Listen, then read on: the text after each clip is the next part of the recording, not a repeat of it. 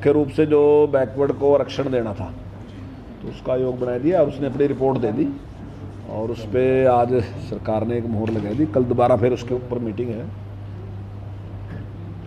तो कल उसमें फाइल करेंगे। कल उसमें क्या खास होने वाला है सर? नहीं, देखिए आज कैबिनेट ने उसकी मंजूरी दे दी और कल उसके बारे में जो और उसको दोबारा से पास करना, जो अध्यादेश जारी करना, वो कल उस पर जारी करेंगे और मैं समझता हूँ कि चुनाव से पहले लागू हो जाएगा। सर, पंचायत चुनावों को लेकर प्रदेश की जो प्रभारी जो है आपको बनाया गया है, जिम्मेदारी आपको दी गई है पूरे प्रदेश की, क्या माना जाए कि इस रिपोर्ट का सरकार इंतजार कर रही थी, अब जल्द से जल्द अनाउंसमेंट जो है उसकी उम्मीद की जा सकती है? देखिए, कोर्ट ने भी सितंबर तक चुनाव कराने की बात कही थी, हमने ही कोर्ट में अपील की थी, हमने सितंबर तक कही थी और सितंबर तक हम चुनाव करा देंगे। तो वो सारी हमारी तैयारी है और हम काफ़ी गंभीर हैं पंचायत के चुनाव के मामले में। पहले भी आपने देखा जो स्थानीय निकाय के चुनाव थे उसको भी मैंने काफ़ी गंभीरता के साथ लड़ा था। हमारा मानना है कि जो जनप्रतिनिधि है, चुने प्रतिनिधि जो हैं, डेवलपमेंट में उनका बहुत महत्वपूर्ण योगदान होता है। चाहे भले ही बहुत छोटी इकाई है पंचायत, लेकिन गाँव का जो विकास है वो पूरी तरीके से पंचायत के ऊपर निर्भर करता है।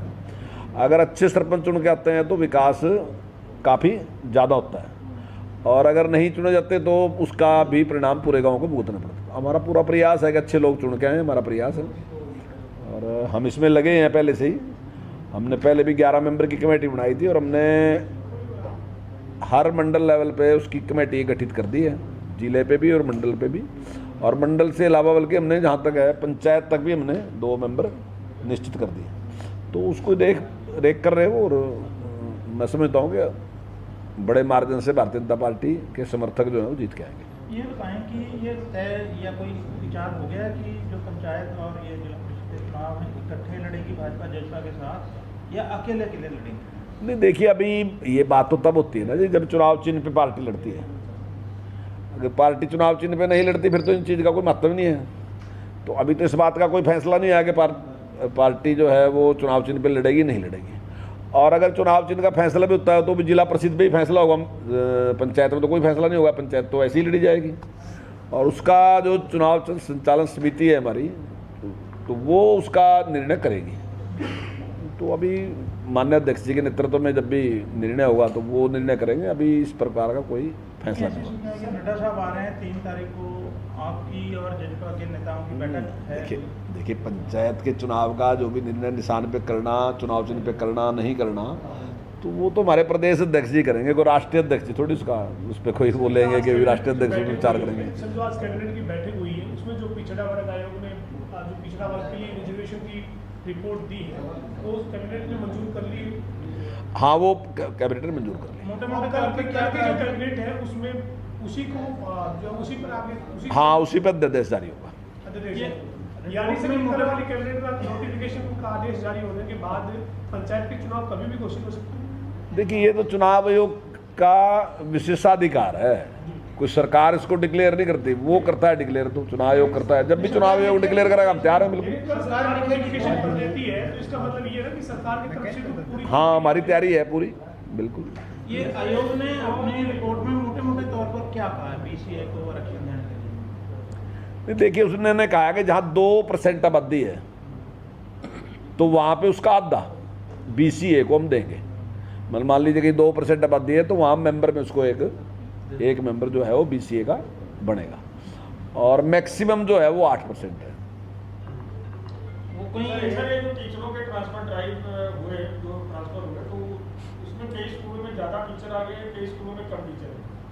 नहीं, देखिए अभी तक मेरे पास इस प्रकार की कोई जानकारी नहीं कि कहीं बहुत ज़्यादा आए गए कम आ गए। इसको रेशनलाइजेशन करने के लिए ही सारा काम था ये, और मैं समझता हूँ ये बिल्कुल ठीक तरीके से हुआ है और अब कहीं कोई किसी प्रकार की कोई कंप्लेंट नहीं है।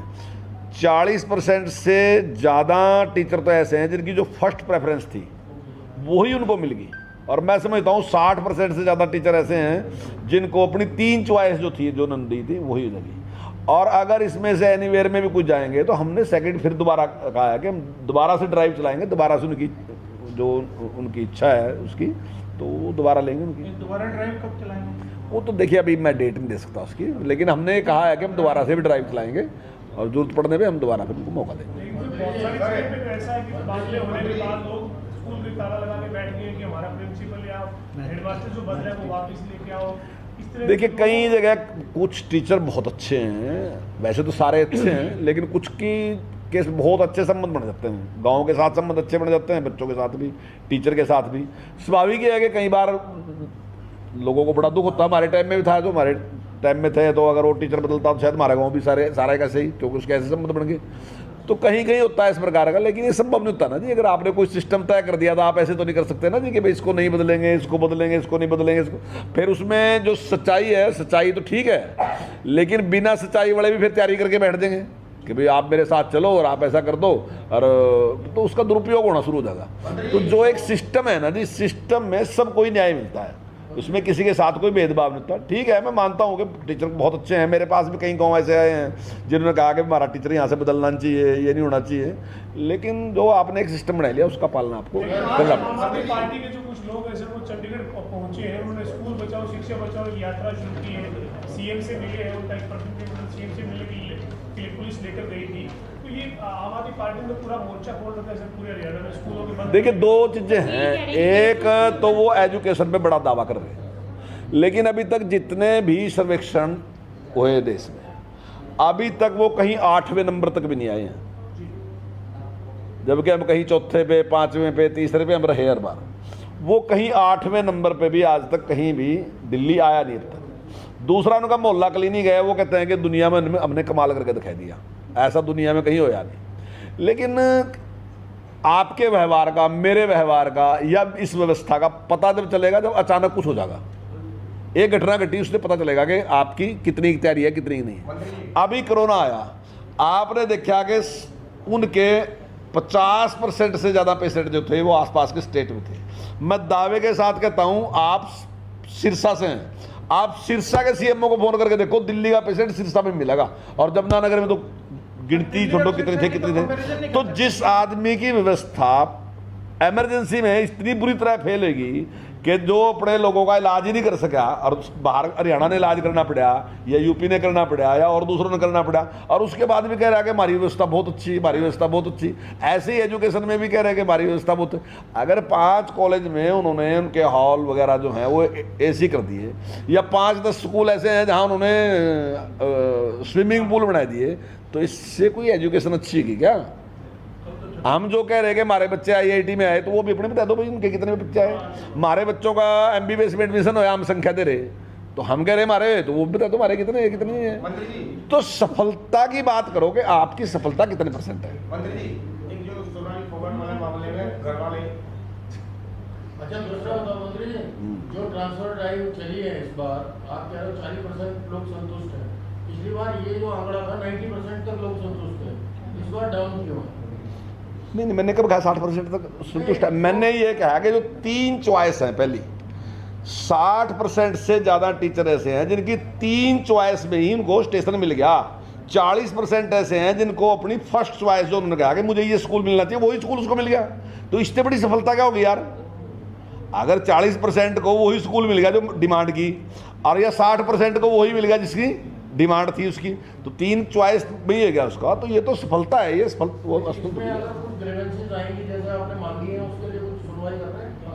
देखिए इसमें ऐसा था कि पिछली बार ये समस्या आई थी कि एनवेयर में चले गए थे कुछ लोग, तो फिर उनको स्टेशन हमने अपनी मर्जी से दिया था, लेकिन अगली बार हमने कहा कि हम ड्राइव चलाएंगे, दोबारा फिर आप अपना ऑप्शन दे सकते हैं। ये विदेश यात्रा शिक्षा के मामले में थी कि नहीं, ये टूरिज्म के मामले में थी। एडिनबर्ग एक जगह है स्कॉटलैंड में, वहाँ पे 73 देश जो थे वो उसमें आए थे। वहाँ एक बहुत बड़ा फेस्टिवल होता है इस टाइम, और बाहर के लोग काफ़ी आते हैं। और मैं समझता हूँ कि टूरिज्म में भी शायद जो ऊपर के 8-10 स्थान हैं उनमें से एक एडिनबर्ग भी है। तो वहाँ आप देखने के लिए गए थे कि टूरिज्म में हम क्या कर सकते हैं। कुछ मिला आपको? हाँ, नहीं देखा वहाँ तो कुछ जो उनकी व्यवस्थाएँ हैं वो उस प्रकार की देखी, उनकी सारी हमने, और हम अपने में कोशिश करेंगे। ठीक है, परिस्थितियाँ अलग अलग होती हैं हर जगह की। मंत्री जी, सिर्फ हरियाणा, पूरे भारत में से हरियाणा कोई इनवाइट किया गया और भी कोई प्रदेश के?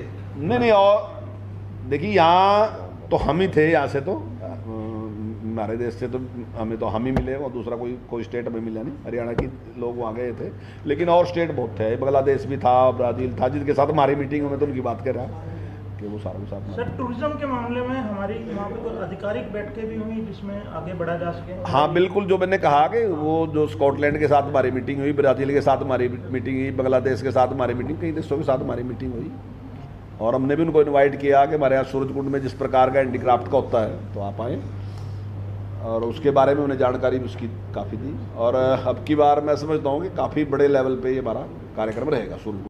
हमसे जुड़े रहने के लिए हमारे YouTube चैनल को सब्सक्राइब करें और नई वीडियो की नोटिफिकेशन के लिए बेल आइकॉन को दबाएं।